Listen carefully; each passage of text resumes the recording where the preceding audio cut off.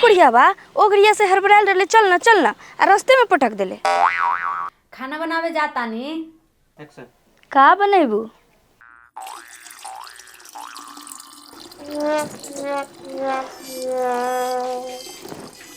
Biscuit बहुत अच्छा बा। तो बहुते महंगो बा।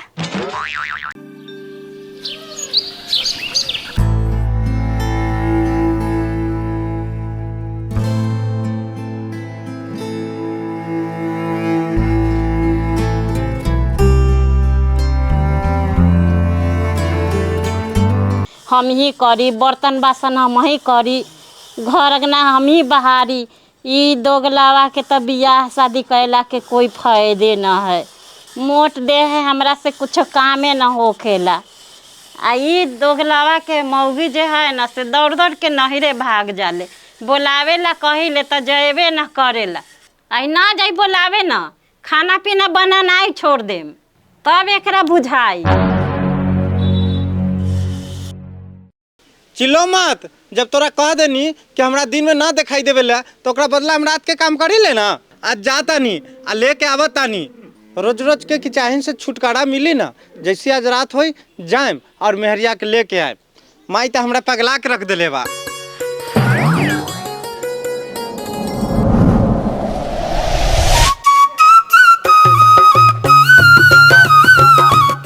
जाए तुम्हारे बेटा? हाँ जाता नी माई। जा तब तो जो रात में विदा करा के चल रही है, न तो तोरा ससुराल वाला के पता चल जाता कि तोरा दिन में दिखाई ना देवल तो ससुराल वाला लड़कियों विदा न करता। हाँ हाँ हमरा सब पता बा। तोरा से ज्यादा एडवांस बानी। अगर ज्यादा दिक्कत बा तो तू ही जाके ले आओ आ न तो हमरा जाए दे।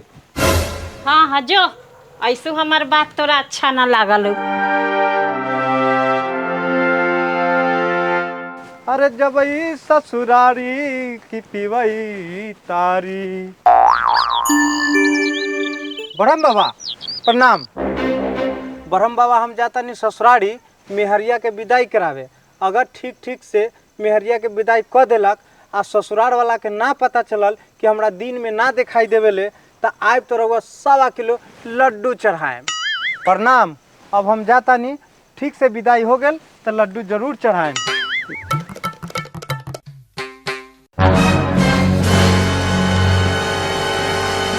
ई गौवा में रोज रोज भैंसिया चोरी हो रहा बा। अगर कोनो भेटा जाए न चोर तो ओकरा पहले बांधम, पीटम आ तब पूछम। हाँ हाँ हमरो हाथ साफ करे के मन करता। अरे चुप, पहले चोर पकड़ाए दे।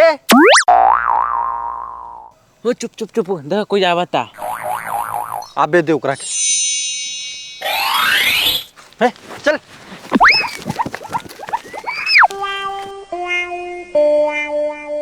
ए, हाथे मार मोर। ए, रुक रुक, छोड़ दे रह दे। बिने बिने एकरा पुलिस के दे दिल जाए। रात भर पहले मारवाई तब पुलिस के देवाई। हाँ ठीक बा, बिने पुलिस आए पुलिस के हवाले कर दिहल जाए। जाए बरहम बाबा, रवा खातिर यही लगी 1.25 किलो लड्डू माननी रहा, बनवा के पिटवा देला।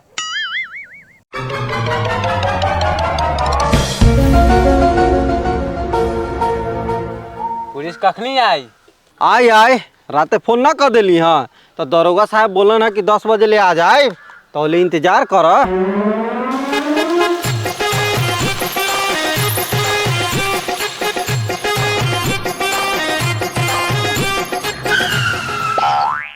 हाँ चाचा, देखा तो भीड़ कहला लगल बा। देखा देखा अपना गांव के तरह बा। देखा तो रुको देख क्या बता।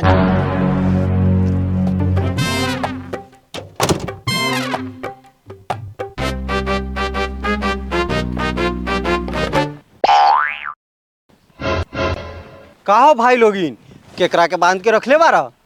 अरे भाई ई भैंस चोर बा, राते आयल रहे भैंसी चोरी करे, एहे चलते एकरा बांध देली है आ पिटबो कैली है। पुलिस आ रहल बा, पुलिस आई तो एकरा के ले जाई जेल में। अरे राघव, ये तो हमरा पड़ोसी के दामाद बा। का इनकरा के तो हम जानी ले, ये तो बड़ा सीधा साधा आदमी बारन। ये फेंकू के दामाद बा। हाँ हाँ हाँ, हम फेंकू के दामाद बानी अब बहुत सीधा शरीफ बानी। अरे यार हमरा से तो बड़ गलती भ गई। अरे खोल खोल खोल जल्दी से एकरा के। जा भाई जा, हम तो तोरा के पहचानबे न कैली। जा चल चल चल। ये मौका बा, एकरे पीछे पीछे चल देता है।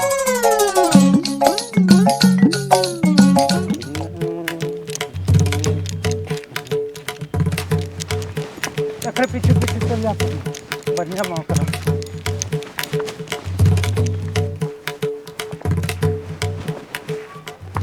चाचा अब तू ही गाड़ी चलाबा, बरकाबा। लागत आई गोरी बा। एकरे पर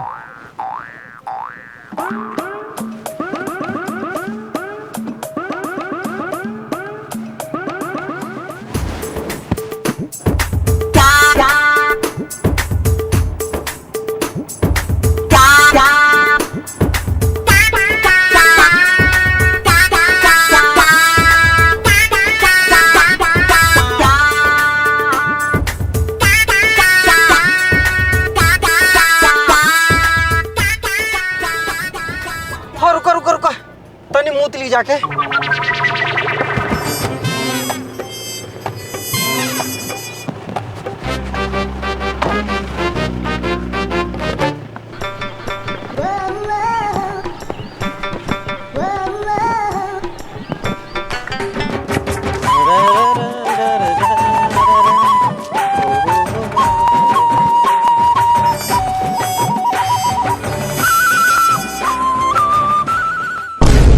अरे साला तू यहाँ कैसे आइले है रे? हम मुदत आनी तो तू का देखता रे रे?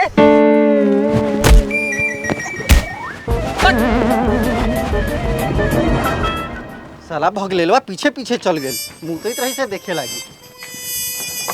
चल चाचा चल।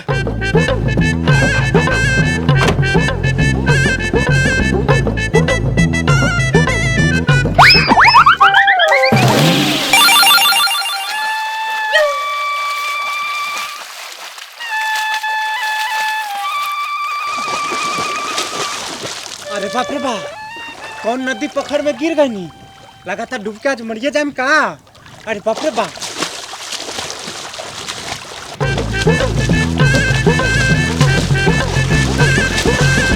अरे बाप रे बाप, के छपर छपर करता। अरे बाप रे बाप, लागता मेहमान बारन का।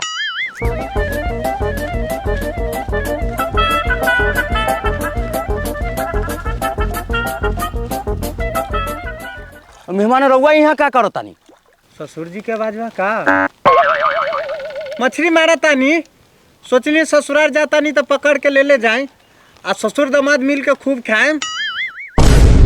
जाई महाराज, साफ पकड़ा देनी।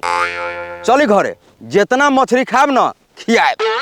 ना ना हम ना जाए, बेकार एको को मछली पकड़ ले निकलबे न करम, न तो हमारी इज्जत डूब जाए। चली महाराज, बाजार से मछली खरीद लाए। चली।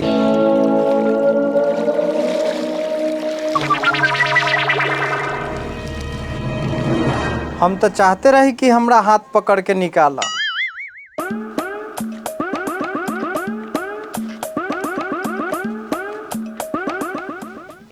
चलिए पर बैठी।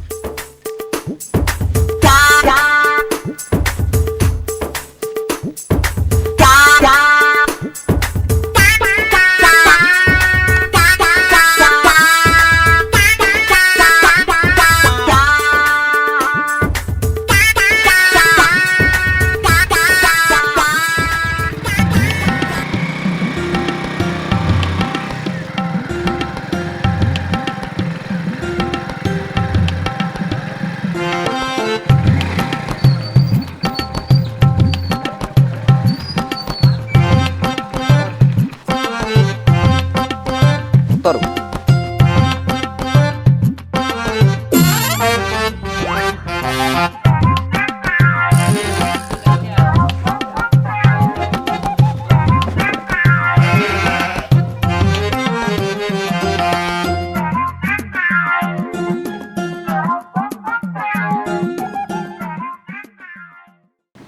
आओ ना मेहमान जी, बैठू ना। ई बुढ़ऊ के कैसे बताओ कि हमरा दिन में दिखाई न देवेला। अब हाथ पकड़ के ले जाते एगो बात रहे। ना ना हम ना आए, हम आ गई नहीं है रउआ दूरा पर, बाकी बैठब ना, काहे कि हम मछली मारत रहनी है यहाँ लेके आवे खातिर, आ रउआ बीचे में से उठा के लिए नहीं है। रउआ हाथ धऽ के बैठा है तैयो न बैठब। काहे ना बैठब? रउआ हाथ धऽ के बैठा के देखी ना बैठम तो ना बैठम। ए कैसे ना बैठब? चलो बैठू। ए महाराज दिखाई ना देता का? ना ना पूरा दिखाई देता।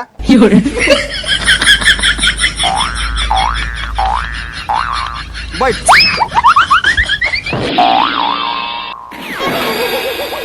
बउओ पानी लेके आब, मेहमान आयल बारन।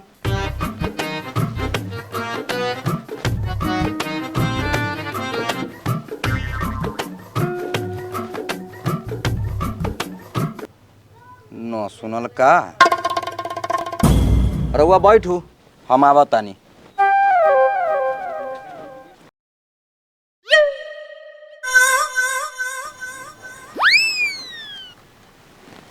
बुढ़ऊ चल गए। हम तो चाहते रहे बुढ़ऊ कि तू हमरा हाथ धऽ के बैठावा, ताकि हमर पोल न खुले, कि हमरा दिन में दिखाई न देवेला। की बात बा? ई सहेली भोरे भोरे फोन करता।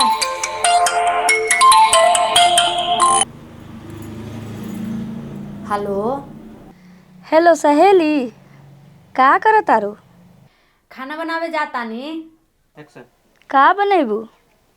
आलू गोभी के सब्जी या भात। इतना लेट से खाना बनावे जाता रू? अगे तू फोन पर लागल बारे, हम कब से बोलावा तानी, तोरा सुनाइए नहीं के देत। ठीक बा सहेली, हम तोरा से बाद में बात करत तानी। मेहमान आयल बारन। का आयल बारन? कखनी आयलन? ए कहाँ? पानी लेके चल। ठीक बा।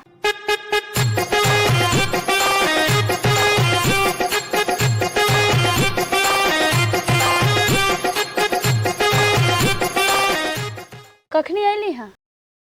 1 घंटा हो गई हमरा आयला। हाँ हमहू सोचते रहली कि रौरा कहिया आइम, आज आइए गईली रौरा। अच्छा एगो बात बताई, आज हम तैयार भेल बानी, बताई तो हम सुंदर लागत नी? बाप रे बा, एकरा कैसे बताई कि हमरा दिन में दिखाई न देवेला, बाकी एकरा शक न हो देवे के बा, न तो हमरा जोड़े जेबो न करी। अति सुंदर, खूब सुंदर, एकदम परी के जैसन लागत आरू। अच्छा ठीक बा, लियो रौरा पहले पानी पीऊ, हम खाना निकालत तारी, गर्मा गर्म खाना बनैले बानी। चल गए न तो हमर पोले खुल जाए। पानी किन्ने बा?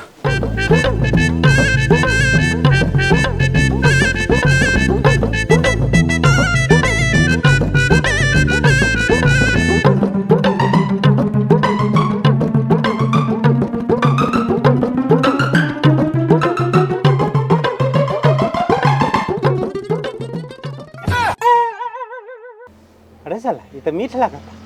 शरबत बा की?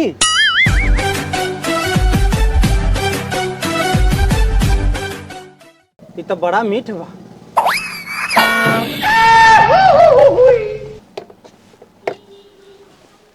बड़ा गड़बड़ भ गइल, शरबत से गोर हाथ धो लेनी। की मेहमान शरबत पी ली?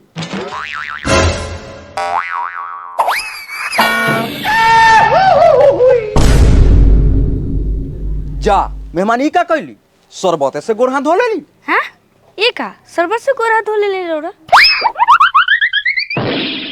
खाली हमरे दोस्त देवा लोगिन, आ गंवा के लड़का के दोस्त ना देवा कि आइला खा गोड़ पर मुंह पर झोंक के भाग गई। रौरा खिसियाई मत, बिस्किट खाई बिस्किट। बिस्किट खाई बिस्किट? अब हम यहाँ 1 मिनट न रुकम। ससुर जी विदा करी, हम घरे जाए, हमार यहाँ कोई इज्जत नहीं खे। ना ना राउर बहुत इज्जत बा, बैठू।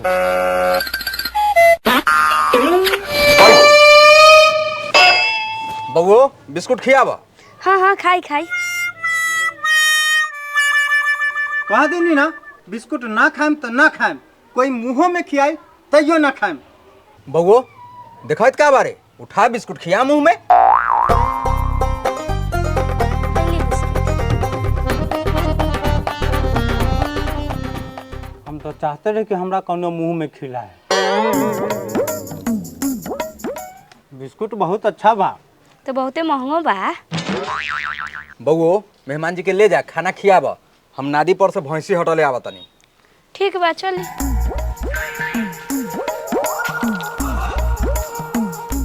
आई रौरा।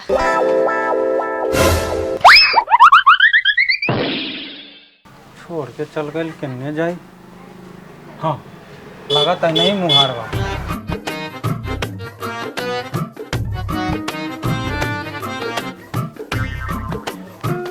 हाँ कितना दूर मुहार हो गए।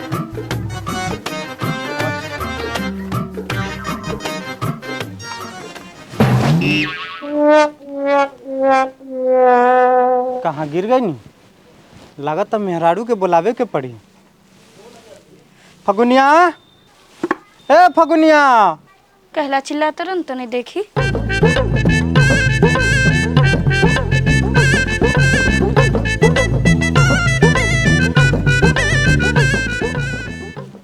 अरे रोरा ये खेत में क्या करतानी? बकरी चरावतानी। तोरा दिखाई नहीं खे देत कि यहाँ गिर गल बानी? कैसे गिर गई जी? कैसे गिर गई नी? तोरा गांव के लड़का से एकदम हरामी बा।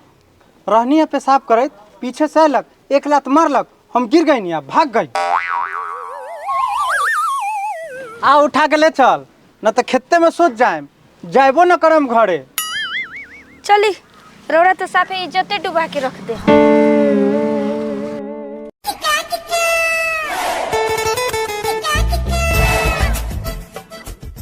बैठू, हम खाना लेके आवतानी। हाँ हाँ लावा लावा, भूख लगले बा। घींच दम दुनो हाथे।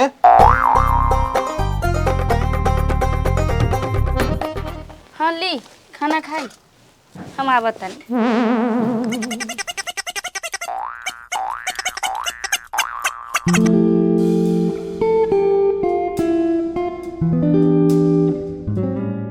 फुआ के हमारे पेशाब लागलो। जो न किधरो कर ले।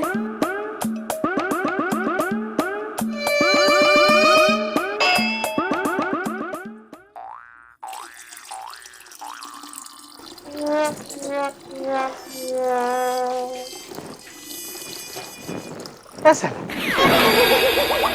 छड़ाने लगा था।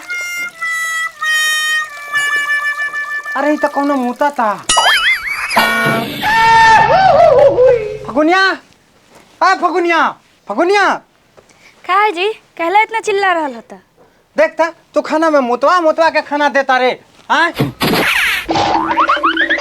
अरे नहीं पुतरा, तोरा कहलियो बाथरूम में जाके मुतेला की खाना में। अब हम यहाँ 1 मिनट न रुकम। चल चलता कहीं बाबूजी के विदाई करेला। का भेल मेहमान जी, काहे गुस्सा गेली? अरे यहाँ खाना में मुतवा मुतवा के खाना देता नहीं। अब हम 1 मिनट घर में न रुकम, हमरा विदाई करू, हम जाए यहाँ से। ये जॉब से अलिए तब से जाब जाब कहले बानी, लइका रहे मुतिये देलस त का हो गेल? चुपचाप खा लेती, पूरा गांव के जनैले हती हल्ला क के। अब तो और न 1 मिनट रुकम, ये फाइनल हो गई। तो न माने तो जाओ, चलो चल गए फगुनिया, जो जो ऐसा ही जो।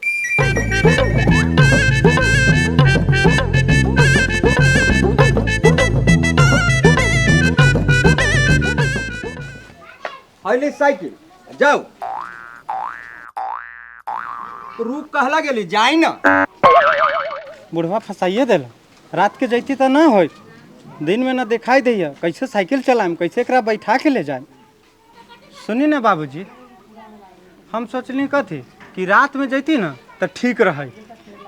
ये चुपचाप जाओ, अली होबर से जाब जाब कहले बानी।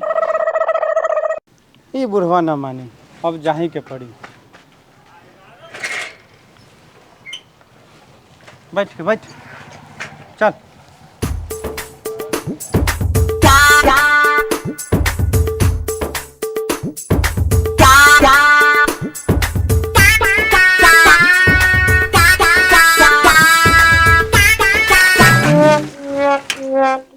गिर गई अब हमार पोले खुल जाए। कोई बात नहीं है, गिर गए हैं तो कोई बात नहीं, फिर उठाएंगे साइकिल और फिर चलाएंगे। अरे कुड़िया बा ओगरिया से हड़बड़ायल रहले, चलना आ रास्ते में पटक देले। खिसियात का है बारू, हम ले चली लेना।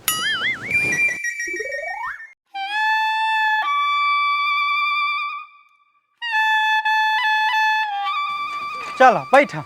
ना अब हम साइकिल पर ना जाए, हम पैदले जाए।